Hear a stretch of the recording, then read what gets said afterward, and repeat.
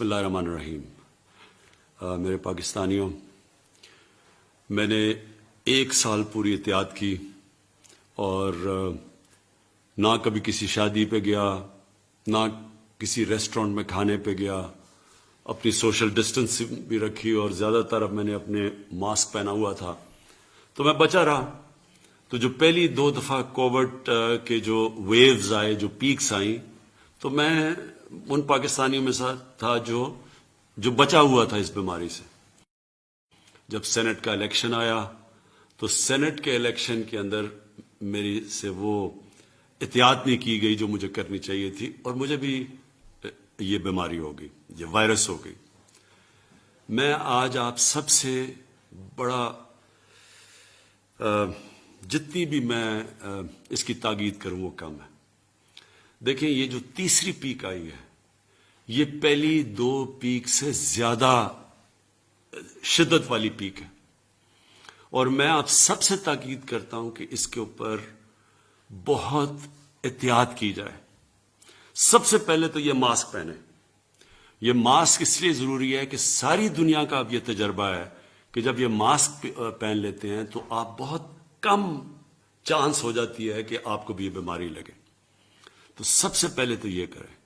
دوسری چیز، کیونکہ ہم بند نہیں کر سکتے اپنا ملک، ہم لاک ڈاؤن نہیں کر سکتے، ہمارے پاس وہ وسائل نہیں ہیں کہ ہم لوگوں کو بند کر دیں اور پھر ان کو کھانا بھی دیں اور ہم ان کا دھیان بھی رکھیں، بلکہ ہمارے سے بہت امیر ترین ملکوں کے پاس بھی یہ وسائل نہیں ہیں.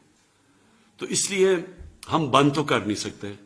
اصل تو یہ ہو کہ ہم ملک کو بند کر دیں، لیکن ہم کم از کم یہ کہہ سکتے ہیں کہ جو SOPs ہیں، مثلا یہ جو آپ ماسک پہنتے ہیں، اس کے اوپر آپ پوری کوشش کریں اور دوسروں کو بھی کہیں. کیونکہ میں پھر سے یہ کہہ رہا ہوں، مجھے خطرہ یہ ہے کہ جو تیسری پیک آ رہی ہے کورونا کی، یہ پہلی 2 پیک سے زیادہ شدت والی پیک ہے، اور کوئی پتہ نہیں ہے کدھر جاتی ہے. آگے ہمارے ہسپتال بھرے ہوئے ہیں، لوگ بھرتے جا رہے ہیں ہسپتالوں میں. خاص طور پہ اس باری اور یہ آئی ہے انگلینڈ سے، اور جو انگلینڈ سے جو لوگ آئے ہیں وہ لاہور میں آئے ہیں، جو اسلام آباد میں ہیں، جو پشاور میں ہیں. یہاں تیزی سے بڑھ رہے ہیں کیسز، ہسپتالوں میں اس وقت بھرتے جا رہے ہیں، وینٹیلیٹر پہ لوگ جا رہے ہیں، آکسیجن پہ لوگ جا رہے ہیں. تو میں آپ سے تاکہ جس طرح آپ نے پہلی جب پیک آئی تھی تو ہم وہ ملک ہیں جو دنیا نے مثال ہماری دی تھی کہ ہم سب سے بہتر نکلے.